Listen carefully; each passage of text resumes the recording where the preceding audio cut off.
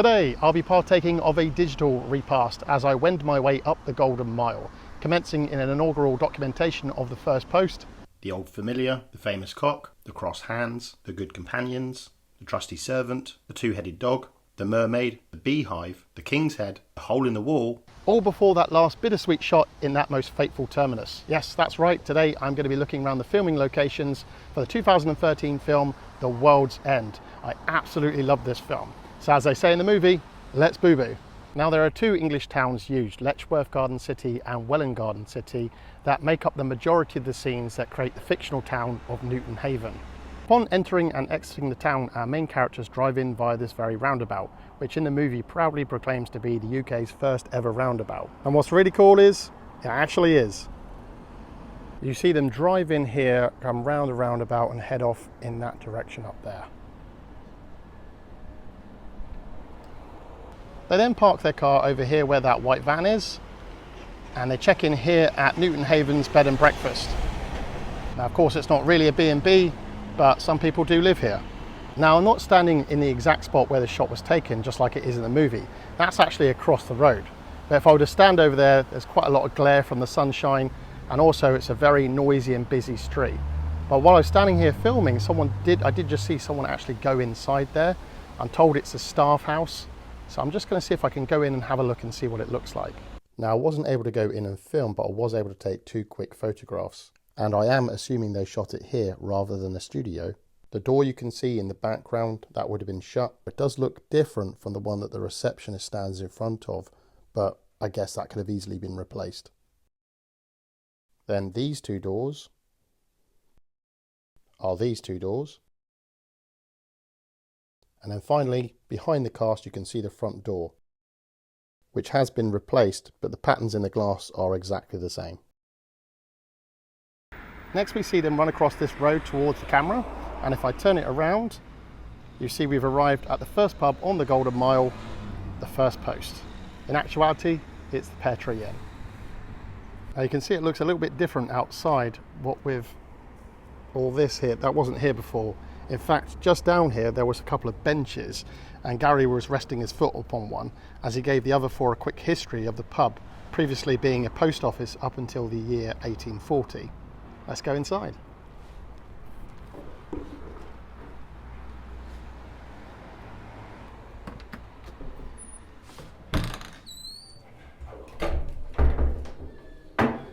Now what's really great about the inside of this pub is it's used as the first two pubs in the film, which is the First Post and the Old Familiar.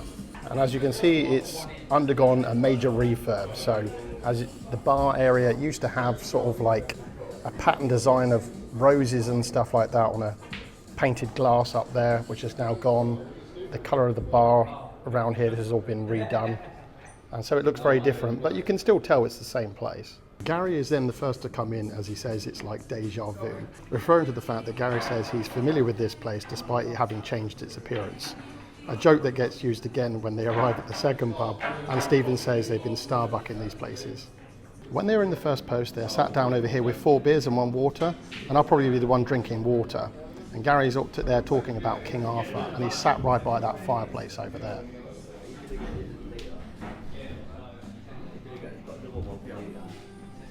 And then from this angle, from where Gary sat, you can see Andy, and you've got petitions in the background there.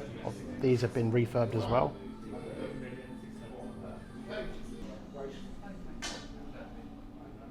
And then over here, when they were using it as the Old Familiar, they basically got like a couch, which is just down here. And then you've got a couple of chairs around it and a table. That's basically where they're sat down before Sam shows up. Now, of course, over here. Now, upon arriving, Sam goes into the ladies' toilet and is followed in by Gary because apparently the disabled toilet is out of order.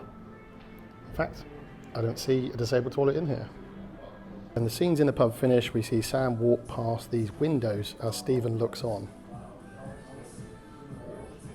Okay, I finished my water, so let's head on to pub number 2 of the Golden Mile. Next, we see the 5 of them walk down this path here before arriving at the Old Familiar, the second of the 12 pubs. I've obviously picked quite a terrible day to film this because it's very, very bright sunshine, so there's going to be a lot of glare, sun glare here. But Gary comes round towards this pub, and then he says, "Now this is a pub," before heading inside. As you can see, this pub is actually called the Doctor's Tonic, and it's part of the Green King chain, so its fictional name of the Old Familiar is definitely well suited. Before arriving at the third stop on the Golden Mile, the five of them enter the main centre of Welwyn Garden City. Unfortunately, it's not showing off its best face because there seems to be some construction over there, although that is where the statue would be. There's like a statue dedicated, or a memorial to modern art, and that's where that was standing. And then behind that, right in the very background, you can see this fountain. Now when they enter the square, they cross this road and you see that Superdrug shop behind you, which amazingly still is a Superdrug. Now there is a quick shop of the shopping centre here. It's showing off the statue, and then you can see this in the background. Around this way you see this thing, like this notice board. It's been painted in different colours, but on there it had the school disco sign. And I think one of the shots is kind of taken from this angle, where that DPD van is in the background, that's kind of blocking the Superdrug. And this is where we have a really funny scene. Gary jumps over this bush, falling over as he does so, before heading over to the pub there in the background. And that there, as it's known in the movie, is the famous cock. So in reality, it's known as the Two Willows. Let's head inside.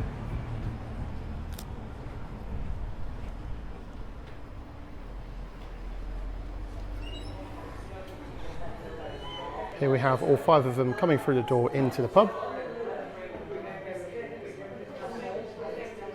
So just down there, right at the back of the bar, is where Basil is over there with his twisty straw, having a drink.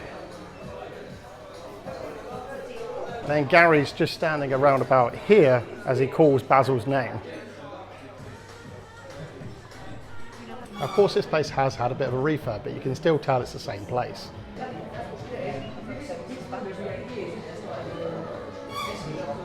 So you see around about here behind the bar was a notice board that had Gary's picture on. So the barman looked at it and realised that, yep, Gary's still banned from this pub.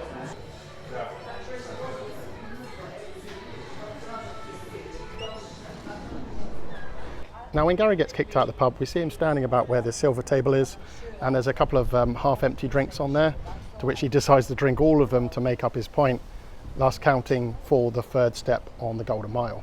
Now I can't move over to the left so much because this area is now filled in where this used to be a big open space, but Gary is still right outside that pub drinking his pint, as the other four of them are walking up this way here.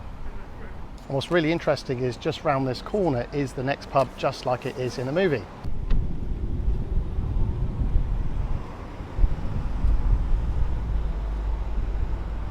So this behind me is pub number 4 on the Golden Mile, the Cross Hands, and this is where the fight in the toilet takes place. The toilet fight scene wasn't filmed inside this building, it was actually filmed at Elstree Studios. But large parts of the rest of the scenes inside here, specifically to do with the bar itself, were actually filmed here. Now where the guys were sat in this pub was right up against this window here. At the very back of the pub was a snooker table. Now I have had just a quick look inside. I wasn't allowed to film in there, but it did at least let me have a little look, and to be honest, it was not worth filming in there. It's completely different. You wouldn't recognize a single part of it. Now when they leave the Cross Hands, they come out the back entrance of the pub, which is just behind me right in the background. Now I have been here before, but since my last visit, this has undergone an even further drastic change. If I zoom here, you see this bit all around here looks very different. And but that's basically, along here is where it said the Cross Hands. And this is where Gary says, we're just 5 friends on a night out having a good time. So the next scene we have, and this is quite hard to actually see it because this car park's just full of cars.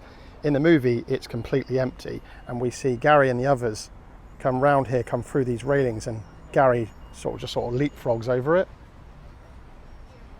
And then if we turn round, we see them walk down this ramp.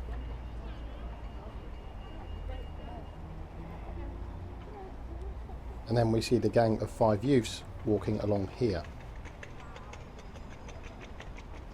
We also get a shot of them walking down from this angle, and you can see this doorway in the background. So behind me we have the entrance to a shopping area, and this is where you can see all 5 of them coming out, like really worried about the town around them as they're casting suspicion on them. And this is where the Halifax building was, one of those 2. Here's another scene where we can see Esquire's Coffee here on the right, which is still there today, and you can see the guys walking down this street. Now at this point we can see the 5 friends coming towards the camera, and they're all lined up together with all the blanks in the background. You know this is the right place because if you look up in the top left hand corner up here, you can see where it says Rox Fryer. That was there, you can see that in the movie. So now we're just heading over to that house just over there. So here we are coming up to pub number 5, the Good Companion, which used to be a disused shop and is now someone's house. So it was never a pub, of course. Interior shots were taken from a pub in London called the Wenlock Arms in Hoxton. And if you just look up here, the Good Companion sign was sort of on the wall about here. And what's really quite interesting is they've named their house the World's End. Pub number 6, the Trusty Servant. This is actually the Three Magnets at Wetherspoons pub, and if I just point to where this bit in the middle here, right in the centre of the pub, that's where the pub sign was hanging. And also this bench here is where you can see a bunch of blanks sat on there staring at the guys as they head inside the pub. Now only the exterior of this building was shot, the interiors was shot somewhere else at a place called the Director's Arms, which has sadly now been demolished. So there we go, one last look at the Three Magnets or the Trusty Servant. So here we are at pub number 7, known in the film as the Two-Headed Dog. In real life, this is called the Platform. As they're being followed by the blanks, you see Gary leap over this before heading into the pub with the others. Now what's really nice about this pub is not just the exterior, but also the interior was filmed as well. Except for the beer garden, I'm going to show you that, that's somewhere else.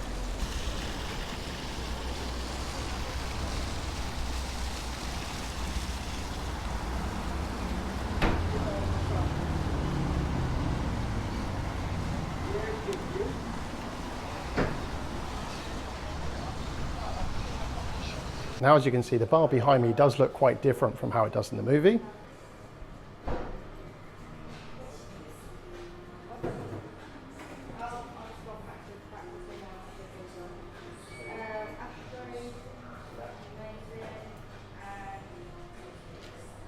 Up here is where the guys sat up here. Obviously it looks very different up here now, and the camera was kind of pointed like this, looking over this beam here.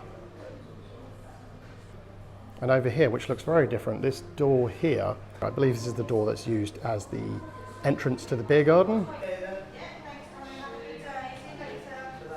And also while they're sat down here, between this pillar here and this pillar here, you see Sam and the twins approach. And what's really cool is if I just take you over here, right by this door, this scene always cracks me up. See the door behind me? That's the one that Andy, or Nick Frost, bursts through and puts his hand through the window.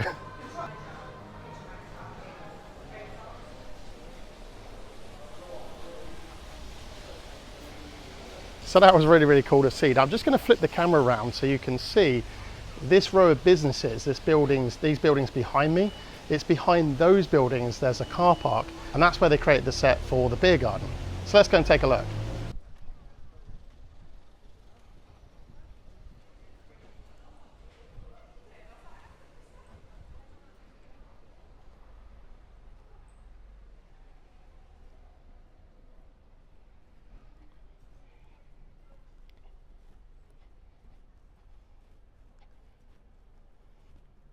Now, a few of you might recognise the place I'm standing right now. In the background you see that big ramp up there.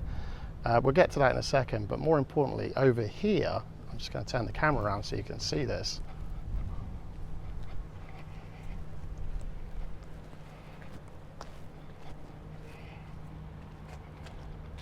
See this bit behind me? That there is what they used for the beer garden. And not just the beer garden, also another scene from when they come out of the beehive.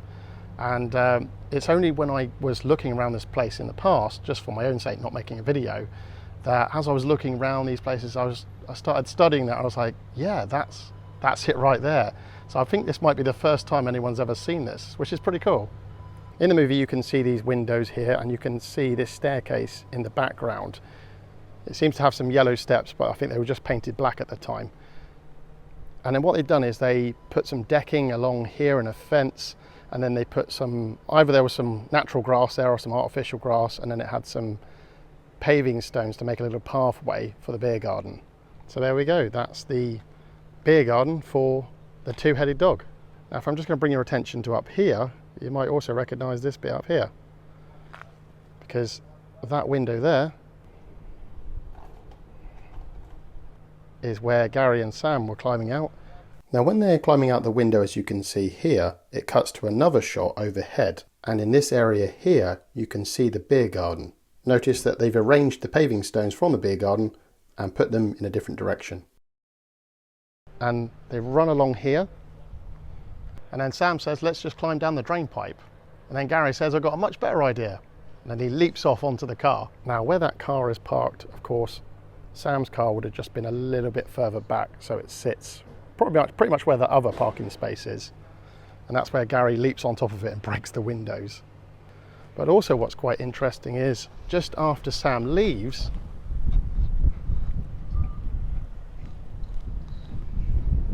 you see Gary standing in that doorway where it says fire exit.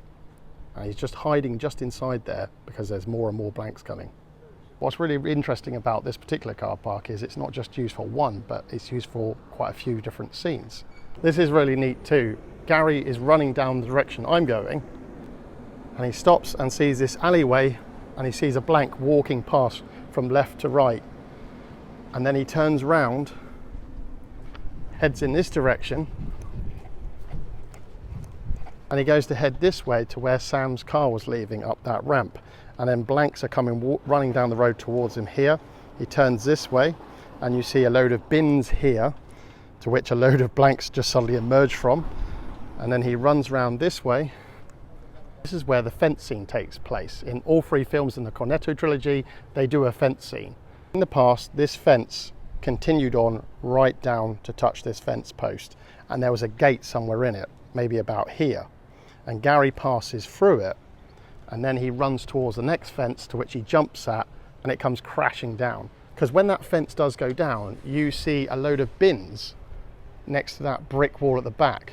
Really, really interesting to have the fence scene behind me, the ramp just here, and of course over there in the background would be the beer garden, and also up there is where he jumped off and landed on the car. So let's move on. So here we are approaching pub number 8, or a club, I guess it is in the film, and it's known here as the Broadway. In the movie, this sign where it says Broadway up here has the mermaid poster, because that's what it's known as in the film, and you see all of them coming up this path towards the camera now. Now, fun little fact, when the movie came out, people who watched it here were treated to a little clip of the cast and director Edgar Wright welcoming the attendees to the location where parts of the film were shot. Now, the inside of the cinema wasn't used. That part was filmed in a hall in Chalfont St Giles in Buckinghamshire. But now we're going to focus our attention off just over here. So when they exit the building, they all come down this ramp, except for Gary. He leaps over these bars. And then it points to this direction. So they're walking down here, and then they're stopped by Oliver, Martin Freeman's character. Now they come walking down this way, heading for the next pub, which is just on ahead, and they're stopped here. See this staircase here? Now, as Oliver, of all people, is trying to convince them to stay on the pub crawl, which obviously they get a little bit suspicious of, Sam looks this way, and she's looking up here, and you can see loads and loads of blanks in the background just staring. So on we go, let's head to the next pub, pub number 9, the Beehive. But there's one huge problem, it doesn't exist anymore, it's been demolished. And this building behind me is what stands in place of pub number 9, the Beehive. Of course, it was never actually a pub, it was actually a Thai restaurant. But now that got completely demolished, and now this is what stands in its place. Of course, if you're trying to work out roughly where it was, of course it stood in this area here. Now there's like a wall here and a wall here, which in the movie the Beehive did have a similar type wall either side. That's not going to be the same wall, I don't believe, but that's probably where the entrance stood, was pretty much where this doorway is, in between the two walls. But if I just pan to the right here, you can see the back end of that ramp. So that car park is just over there, which is what's really nice about this place, is most of the locations are quite close together. So our next stop brings us here to Letchworth Bowls Club, which of course in the movie is also a bowls club, and this is where they used to hide out from the blanks. Now in the movie, back in the day, this is where they used to smoke, and so that's why they know to use this place as a hideout. So then you see Gary jump this fence, run across the grass, and there's like a sign that says keep off the grass, and then he heads for one of those buildings in the background there. Now as far as I'm aware, the interior to this place was shot at Elstree Studios, because I've just had a little look through the windows and it looks nothing like it does in the movie. So we've just come into the area where pub number 10 is, and we're getting very close to the end of the Golden Mile. Now just before we go in the pub, you see this town hall behind me? The camera kind of pans down like this, and you see Andy and Stephen, and Andy has got Gary over his shoulder because he's knocked him out. And they're coming through this car park, and eventually they come to hide behind two cars here, or between two cars, because to the right and left of them there are blanks everywhere. Now during the time that this film was shot, there was a lot of scaffold on this building, and as you can see there's still quite a bit of scaffold still on it. But what was quite interesting is draped on the front of this building were 3 banners, which was put there by the network. The network is like the leader of the blanks. One said we build, the other said we improve, and the other said we perfect. So let's turn the camera around, and you can see just over here is the tavern pub, or the King's Head. Now this beam was removed during the film because then you could read the actual bit where it says the Arena Tavern. Of course they put the King's Head over that bit, and then they had another one above it just here which had Simon Pegg's face on.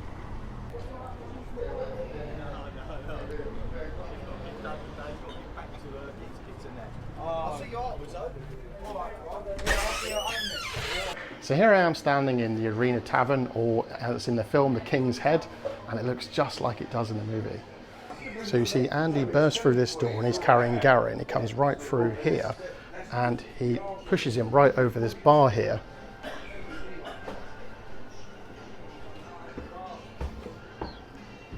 So that's where Simon Pegg is like sort of slumped over the bar, and Andy comes running around here because he's looking for the back door to where he can find the car. And the shot stays this way, and you can see this staircase in the background here, and then it flips around here and you see this back door over here. Now a couple of things to note: there's a trophy cabinet there, you can see that in the movie, and also this fireplace here as well. And Simon Pegg is seen standing here pulling a pint. And what's extra cool about coming into this pub is you see this behind me. It's a picture of Simon Pegg. This is the sign that was used outside the pub, which they hung up. Pretty awesome.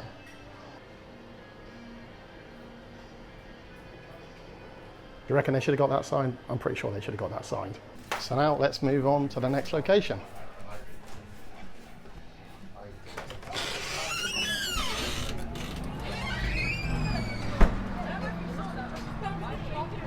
So you see Simon Pegg and Nick Frost run out of this door and they come towards me. And what's really awesome about this shot is it just maintains it. So they cross the road, and then the camera heads this way as you see Simon Pegg running down this road with a whole army of blanks chasing him.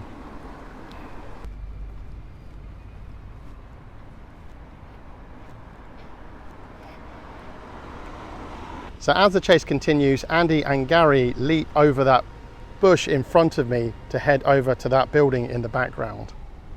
So there they are, jumping over the bush and heading towards the station over there.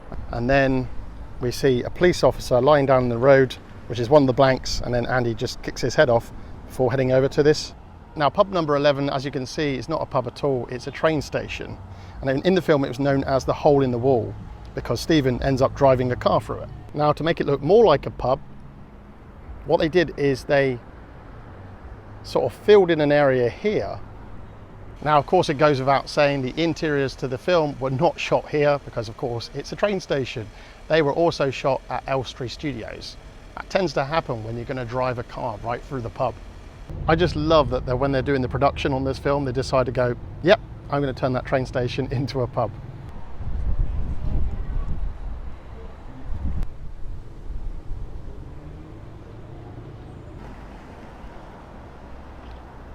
So there we go, that's 11 pubs down, one more to go. Let's go on to the final destination of the Golden Mile, the World's End itself.